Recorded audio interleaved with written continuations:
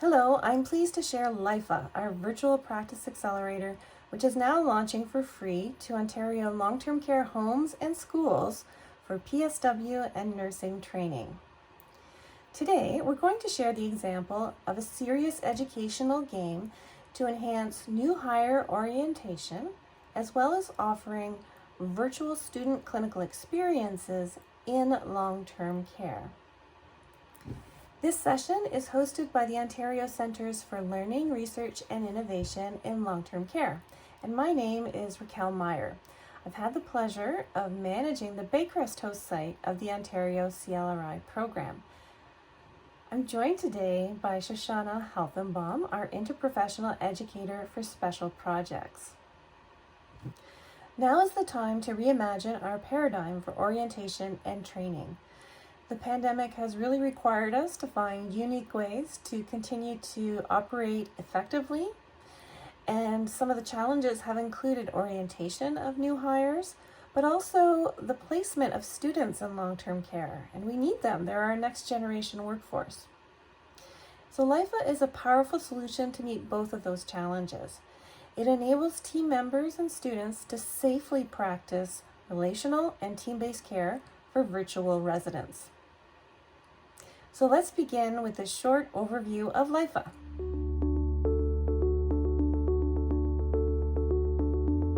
Are you looking for new ways to onboard team members more quickly and more effectively? Accelerate your training and orientation process with a powerful virtual training solution to improve the proficiency of new personal support worker and nursing hires in your long-term care home. Introducing the Learning Interprofessionally Healthcare Accelerator, an innovative, interactive, and effective way to rapidly train long-term care team members. This powerful virtual training solution combines leading practices in simulation and game-based learning to improve care outcomes and experiences for residents, families, and teams. Team member performance and observation, safety and risk assessment, personalization of care approach, care interventions, and team communication are enhanced by solving real-world case scenarios in a safe environment with feedback. The purpose of LIPHA is to improve the care and support that your team will provide to vulnerable residents living with varied cognitive abilities due to health conditions such as dementia, stroke, and developmental disabilities. What can LIPHA do for your long-term care home? It can meet various needs, such as onboarding new hires and upskilling recently recruited team members. The benefits of using LIPHA are many. LIPHA's case-based simulation and Ontario CLRI curated resources are all evidence-informed. Your team members will have access to training anywhere and anytime, and it can run on mobile, tablet, or desktop. Key to retaining your team members is LIPHA's deep game design with instant, rich feedback that will reward your team and keep them wanting to return to LIPHA. Your long-term care home will receive unlimited access for PSWs and nurses. LIPHA plays the role of a virtual coach for every team member to help them focus on best practices, safety, and teamwork. And the content is designed using plain language with considerations for learners with English as their second language. In addition, LIPHA can provide reporting to stakeholders at multiple levels, where individual team members can always know their progress in the app, allowing your educator to monitor progress and support individuals and team where needed, and allowing your organization to analyze how your teams are doing. This modernized and digital training approach will significantly reduce duplication of resources by long-term care homes, replacing static content and equipping the workforce prospectively to strengthen the long-term care sector and optimize quality of care and living for Ontario seniors during COVID-19 and beyond. So why game-based learning? As you can see here, active learning is much more effective than passive learning. It gives learners the chance to explore, to experiment, and to reflect. And we know that we learn better by doing, having feedback, and a chance to reflect on what we're doing and to try it again. Now, often our current modes of training do rely on more passive learning, such as reading or watching, with a little bit of active participation. In LIPHA, however, we use simulated cases in a virtual environment where PSWs and nurses are actively and safely learning how to apply their care competencies to real-world situations. LIPHA offers an effective way to actively engage your team and improve learning outcomes at the same time. There are 3 key elements to consider in the design of serious educational games, and those include the neuroscience of it, emotion, and narrative. So what we know from neuroscience is that serious educational games help us improve focus while we're learning. They deactivate that tendency to drift mentally.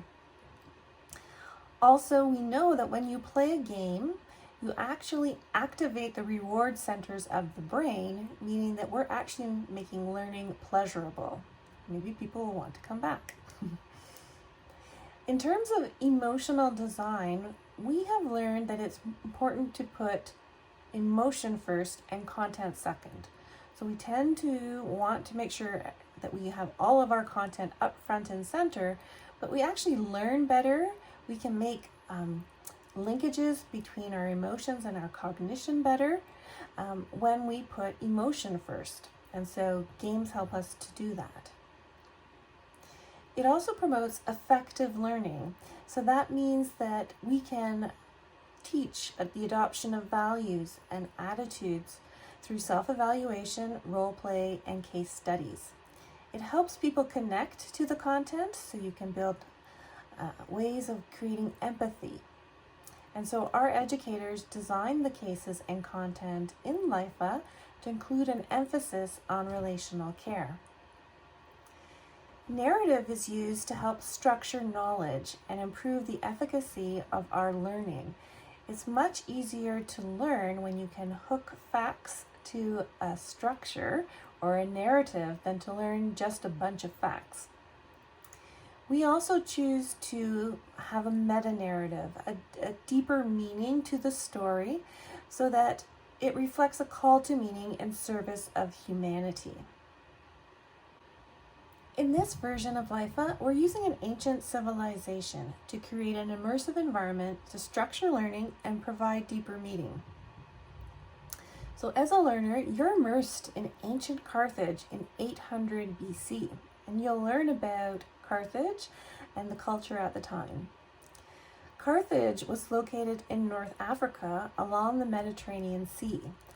A strong young Black woman came to these shores, and she established the Carthaginian Empire, which was one of the most prolific and greatest empires of the early world. She was known as Queen Dido, and you are apprenticing as a healer in her Guild of Namira. You're going to be sent on quests to care for residents and to develop your competencies as a healer. The meta-narrative echoes the journey of many healthcare providers who serve others to better humanity. So join us and try out Carthage. Thank you, Raquel, for your overview of LIPHA. The current format of LIPHA offers virtual practices for nurses of 4.5 days or 26 hours, and virtual practice for PSWs of 4 days or 29 hours. By working through case-based learning scenarios, long-term care team members cover 20 topics, ranging from skincare, IPAC to oral care, with 2 additional topics of medication and nursing leadership for nurses. Each scenario leads learners through the game and the same 5 steps in the form of 5 questions representing 5 learning goals. These are recognizing signs and symptoms, assessing safety, personalizing care approaches, choosing the best intervention, and sharing information with the team. The game experience is also designed so that as learners work through cases, they are participating in what is called cognitive apprenticeship. This training occurs in 2 major ways. First, learners are guided through a process journey which mirrors the real-life chronological unfolding of a practice situation. This gives them an idea of how to think in similar situations. Secondly, in addition to receiving information which learners need for critical decision-making, learners are given hints preceding each of the 5 questions which they must successfully answer to resolve each case scenario.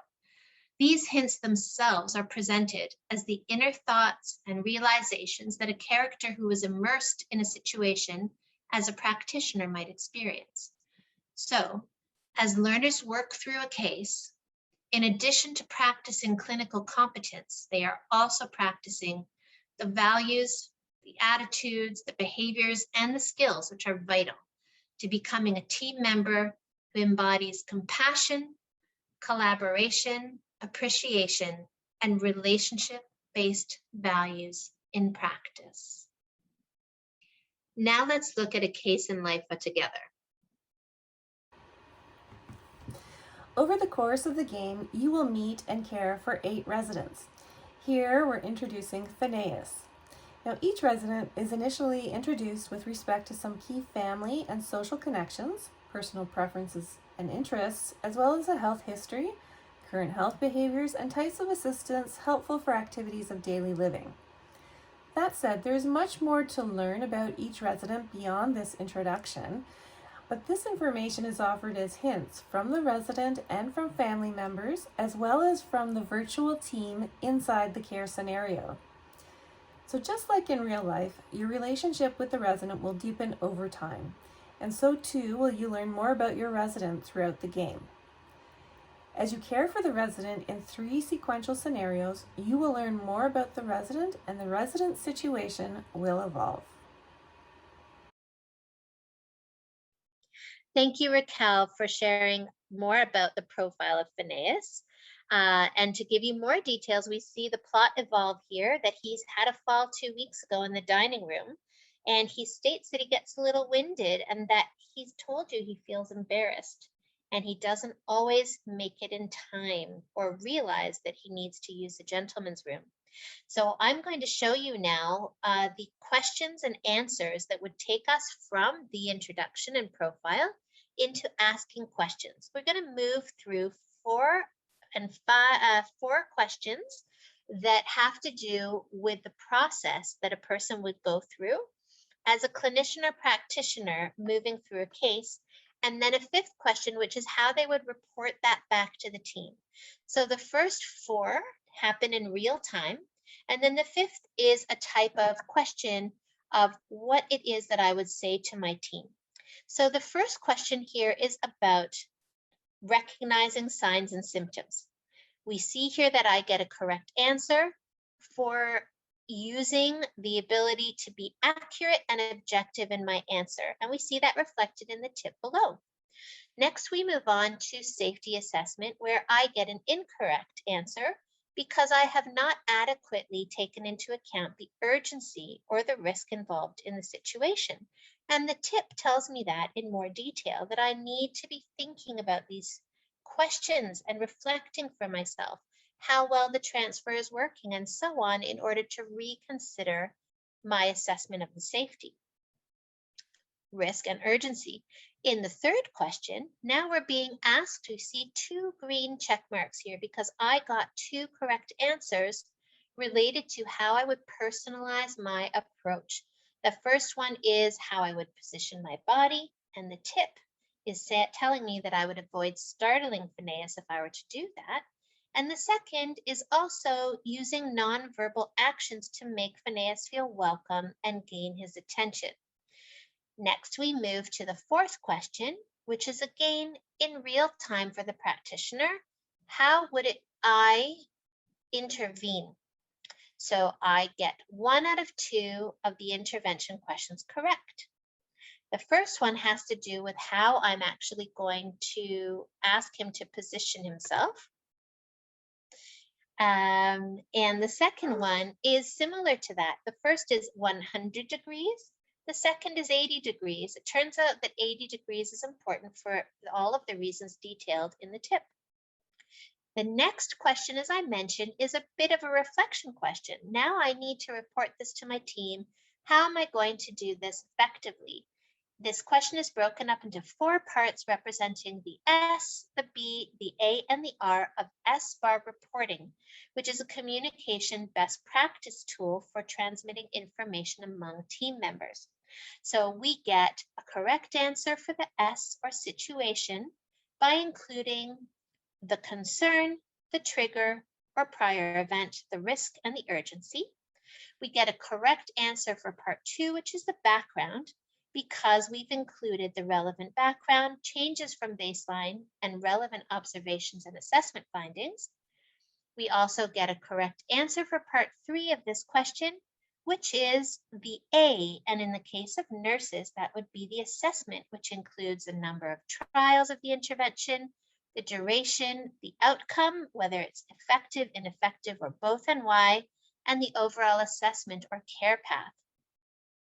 And what I want to mention about that is the A for PSWs would be action.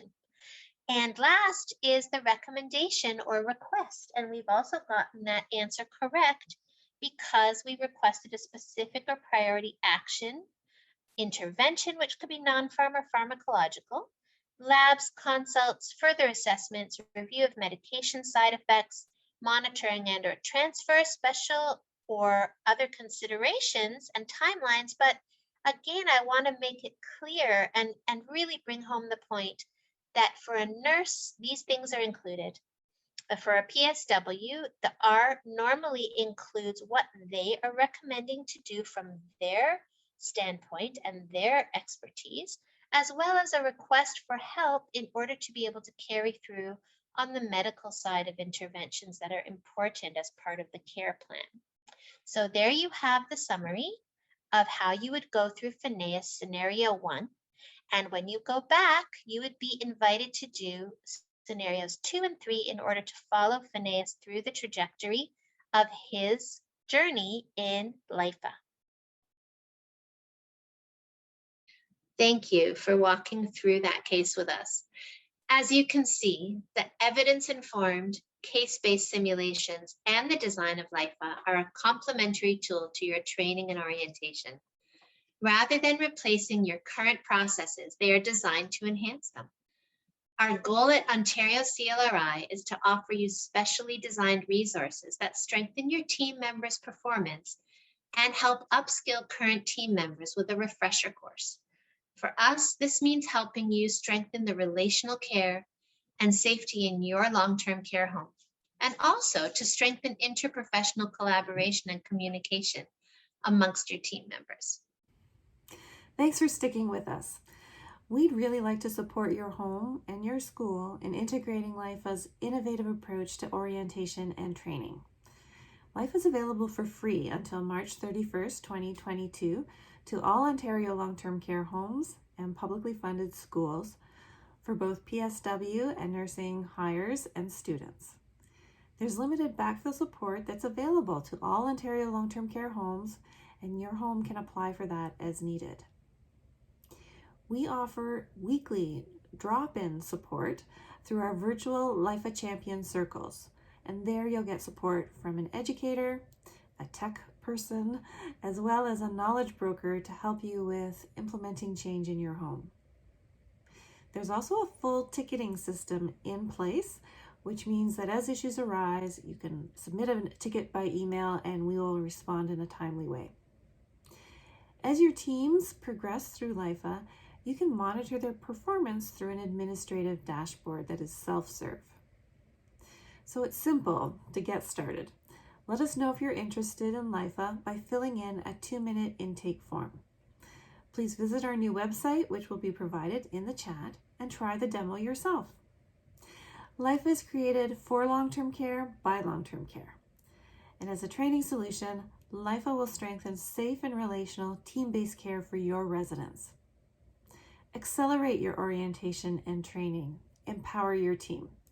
Join the new wave of training and education. Choose LIPHA.